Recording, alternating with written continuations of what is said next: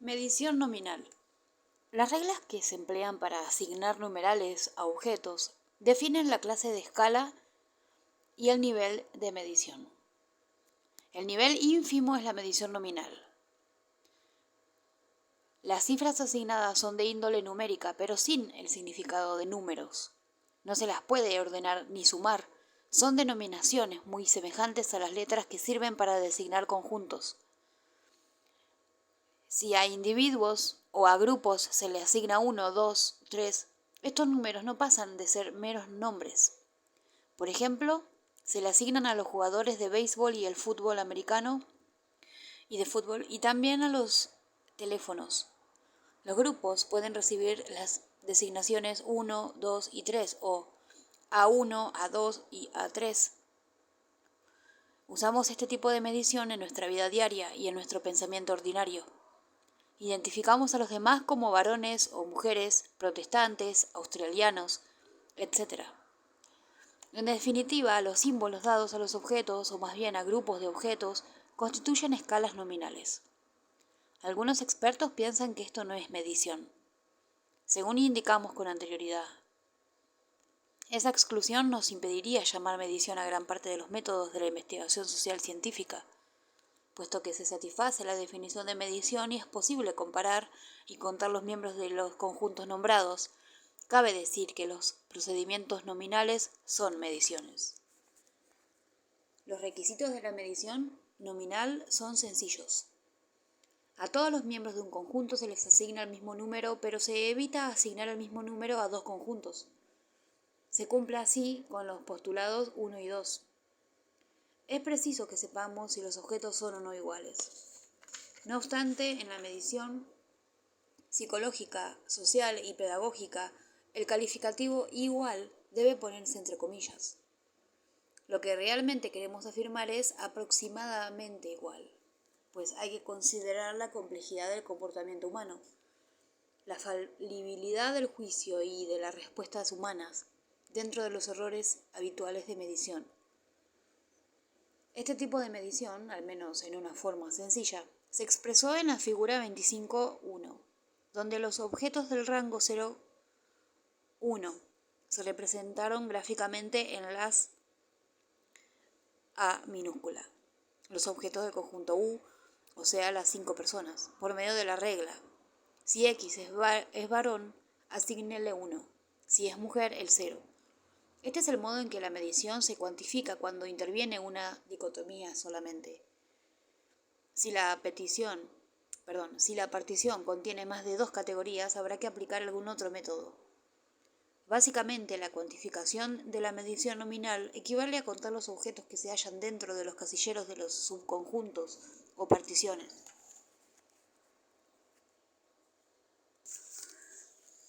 Medición ordinal. Esta medición exige, como se vio antes, que los objetos de un conjunto sean ordenados por rangos según una característica o propiedad definida en términos operacionales.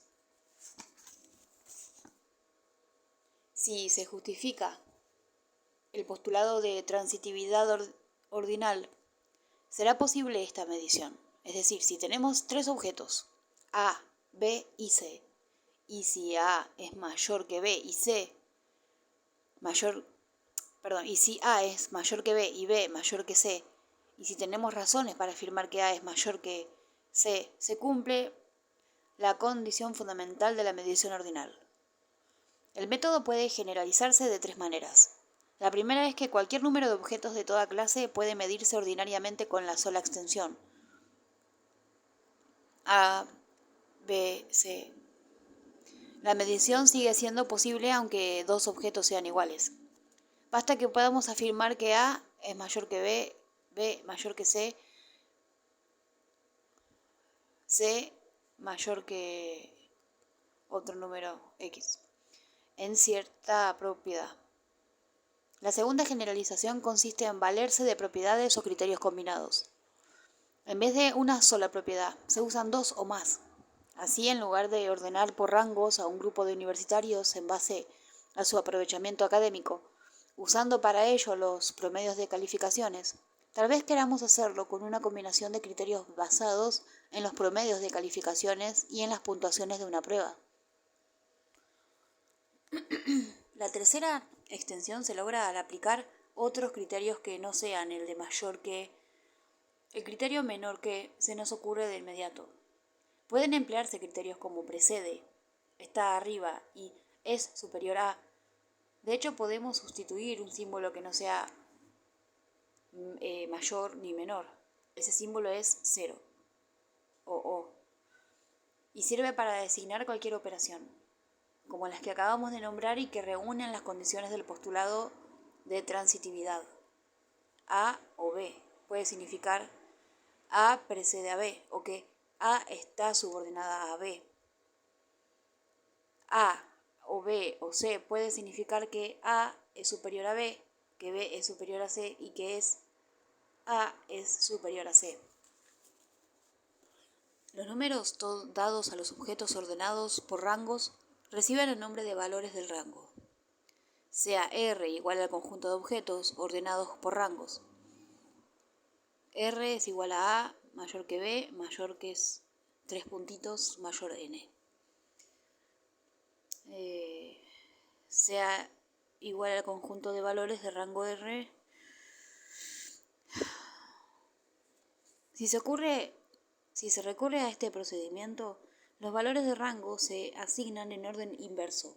Por ejemplo, si hay 5 objetos y A es el mayor, B ocupará el segundo lugar y así sucesivamente hasta arribar a E, que es el más pequeño. Desde luego, se puede omitir un paso al asignar R directamente. Por ejemplo, se asigna 5A, 4AB y así hasta llegar a AE. Los números ordinales indican el orden por rangos y nada más. No indican cantidades absolutas, ni que los intervalos entre los números sean iguales. Por ejemplo, no es lícito suponer que como entre los números se dan intervalos iguales, también los habrá entre las propiedades subyacentes que representan. Si dos sujetos poseen los rangos 8 y 5 respectivamente y otros dos sujetos los rangos 6 y 3, no podemos afirmar que son iguales las diferencias que existen entre el primer par y el segundo. Tampoco hay modo de saber si un individuo carece totalmente de la cualidad en cuestión. Las escalas basadas en el orden por rangos no son de intervalos iguales, ni tienen puntos de cero absoluto. Medición intervalar. Las escalas intervalares o de intervalos iguales poseen las características de las escalas nominales y de las ordinales, en particular la que se refiere al orden por rangos. Además, en ellas las distancias numéricas iguales representan distancias iguales con respecto a la propiedad que se está midiendo. Pongamos por caso que se midieron 4 objetos con una de estas escalas y se obtuvieron los valores 8, 6, 5 y 3. Podemos afirmar legítimamente que la diferencia entre el primer objeto y el tercero en la propiedad media, 8 menos 5 igual a 3, es igual a la diferencia que existe entre el segundo y el cuarto. 6 menos 3 es igual a 3.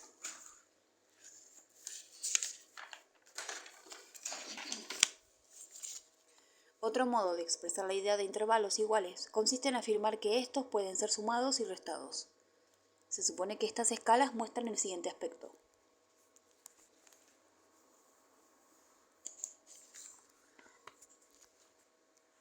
Medición de razón. Este tipo de escalas constituyen el nivel más alto de medición, que es el ideal científico. Una escala de medición de razón, además de poseer las características de las escalas nominales, ordinales y de intervalos, tiene un ser absoluto o natural provisto de significado empírico. Si en ella una medición es 0, existen razones para decir que un objeto carece totalmente de la propiedad en cuestión. Hay un ser absoluto o natural, y por ello son posibles todas las operaciones aritméticas, tales como la multiplicación y la división. Los números escalares indican los grados concretos de la propiedad que se está midiendo. Si hubiese una de estas escalas aplicables al aprovechamiento, se podría afirmar que un alumno cuya calificación fuese de 8 tiene un aprovechamiento 2 veces superior al del alumno cuya calificación es de 4. Comparaciones de escalas, consideraciones prácticas y métodos estadísticos. Se han descrito las características fundamentales de los 4 tipos de medición y sus escalas correspondientes. Cabe preguntar, ¿qué clase de escalas se utilizan en la investigación del comportamiento y en la investigación pedagógica? Principalmente las escalas nominales y ordinales, aunque hay bastantes probabilidades de que las empleadas en ambos tipos de investigación se asemejen a la medición por intervalos, lo suficiente para fines prácticos, según veremos más adelante. Primero, examinaremos la medición nominal. Esta se da cuando los objetos son divididos en dos, 3 o más categorías con base en la pertenencia a un grupo, entre ellas sexo, identificación étnica, estado civil, religión. Si las variables continúan, se convierten en atributivas, como cuando los objetos son divididos en alto, bajo y viejo y joven. Nos hallaremos ante lo que podría llamarse medición cuasi nominal, aunque es posible establecer un orden por rangos al menos. Los valores se reducen en realidad a 1 y 0. Resulta ilustrativo estudiar las operaciones numéricas y los métodos estadísticos que en rigor pueden ser legítimos y aceptables en cada tipo de medición. Naturalmente, en la medición nominal se permite el cómputo de números de casos en cada categoría y subcategoría. Se puede recurrir a métodos estadísticos de frecuencia, tales como porcentajes y algunos coeficientes de correlación, los de contingencias. Aunque tal aseveración parece ser insignificante a primera vista, es de suma importancia. He aquí un buen principio que conviene tener presente. Si no es posible aplicar otro método cualquiera, siempre será factible la división de los sujetos o hacer con ellos una partición cruzada. Si estudiamos la relación entre dos variables y no disponemos de un medio para medirlas de manera adecuada, de manera ordinal o por intervalos, probablemente hallaremos la forma de dividir a los objetos en 2 grupos como mínimo. Por ejemplo, al estudiar la relación entre la religión de los miembros del consejo técnico de una escuela y su motivación para llegar a formar parte de dicho consejo, como lo hicieron Gross y sus colegas, posiblemente dividiremos mediante juicios sólidos la muestra de miembros entre los que poseen una buena motivación y los que poseen una motivación deficiente. Y después haremos una partición cruzada con la religión y la dicotomía. Motivación. En rigor, las calificaciones obtenidas en una prueba de inteligencia, aptitudes y personalidad son básicamente de índole ordinal. Indican con mayor o menor precisión, pero no en el grado en que poseen esos rasgos los sujetos, sino sus posiciones por rangos. Si deseamos entender esto, hemos de advertir que las escalas ordinales no tienen las características deseables de los intervalos iguales o de los ceros absolutos. Ejemplos de ello son los puntajes de una prueba de inteligencia. Es imposible afirmar que un individuo carece por completo de inteligencia. Si está vivo, alcanzará una calificación superior a 0. En consecuencia, nunca hay 0 en una escala basada en pruebas de inteligencia. El 0 es arbitrario y sin él resulta poco significativa la adición de grados de inteligencia, porque los puntos de 0 arbitrario pueden llevar a sumas diferentes. En base a una escala que continúa uno de esos puntos, se efectúa la suma siguiente. En base a una escala que contiene uno de esos puntos, se efectúa la suma siguiente. 2 más 3 es igual a 5. Así pues, el total da 5 unidades escalares por encima del 0. Pero si el punto del 0 arbitrario es inexacto y si el punto real ocupa una posición superior en 4 puntos escalares a la posición del 0 arbitrario, el 2 y el 3 serán realmente 6 y 7, y 6 más 7 es igual a 13. La ausencia de un 0 real en las escalas ordinales no es tan grave como la falta de intervalos iguales. Aún sin el 0 real, las distancias escalares pueden sumarse a condición de que sean iguales desde el punto de vista empírico. La situación es similar a la que se muestra en la figura 25-5. La escala de la parte superior, la escala verdadera, indica los valores verdaderos de una variable. La de la parte inferior, la escala ordinal, representa la escala de orden por rangos empleada por un investigador. En otras palabras, este ha ordenado por rangos perfectamente a 7 personas, pero sus números ordinales, cuyo intervalo parece igual, no son verdaderos, a pesar de ser representaciones bastante fieles de los hechos empíricos. En rigor, las técnicas estadísticas aplicables a escalas ordinales comprenden medidas basadas en el orden por rangos, entre ellas el coeficiente de correlación que se vale del orden por rangos. La W de Kandel, los análisis de varianza, medianas y porcentiles que utilizan el orden por rangos. Si solamente las técnicas usadas y otras parecidas son legítimas, ¿cómo se puede usar métodos tales como el R y el F con lo que en realidad son medidas ordinales? Y de hecho los investigadores las aplican de ese modo sin el menor escrúpulo. A pesar de que este es un punto discutible, la situación no es tan difícil como parece. Señala Torgerson que algunos tipos de origen natural fueron ideados para determinadas clases de medición. Por ejemplo, al medir preferencias y actitudes, cabe considerar como orígenes naturales a los puntos naturales, en cuyos dos lados se encuentran grados de aprobación positiva y negativa, aceptación y simpatía y preferencia.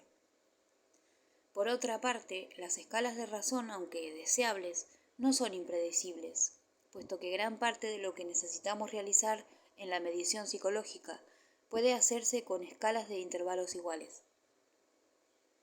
La creencia de intervalos iguales es más grave porque, en teoría, las distancias dentro de una escala no pueden sumarse sin dicha condición de igualdad. Sin embargo, aunque la mayoría de las escalas son básicamente ordinales, podemos suponer con cierta seguridad tal condición. El argumento es evidente. Si tenemos, digamos, 2 o 3 medidas de la misma variable, y si todas ellas guardan una relación substancial y lineal, cabe suponer la existencia de intervalos iguales. Esta suposición es válida porque, cuanto más se aproxime a la linealidad una relación, mayor será la igualdad de los intervalos escalares.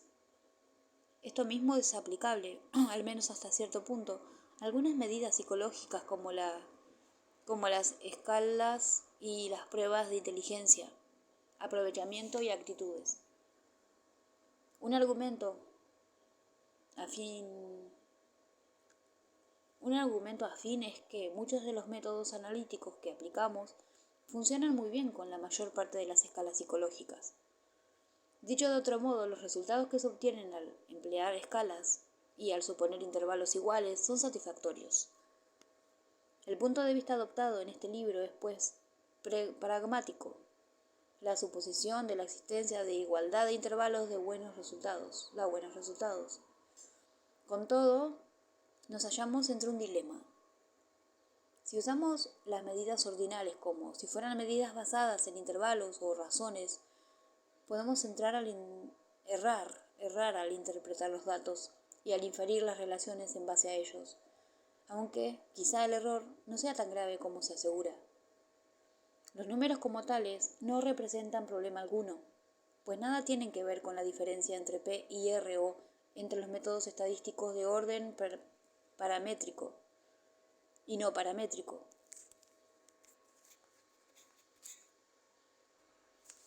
Tampoco con las diferencias y consecuencias del hecho anterior. Por otra parte, si nos atenemos estrictamente a las reglas, excluiríamos procedimientos poderosos de medición y análisis, y nos quedaríamos únicamente con instrumentos inadecuados para enfrentar los problemas que deseamos resolver. ¿Cuál es la respuesta a la solución del conflicto? Parte de la contestación la dimos antes. Es bastante probable que casi todas las escalas psicológicas y pedagógicas se aproximen bastante a la igualdad de intervalos. En situaciones donde se tienen fuertes dudas con respecto a dicha igualdad, se dispone de medios técnicos para resolver algunos de los problemas.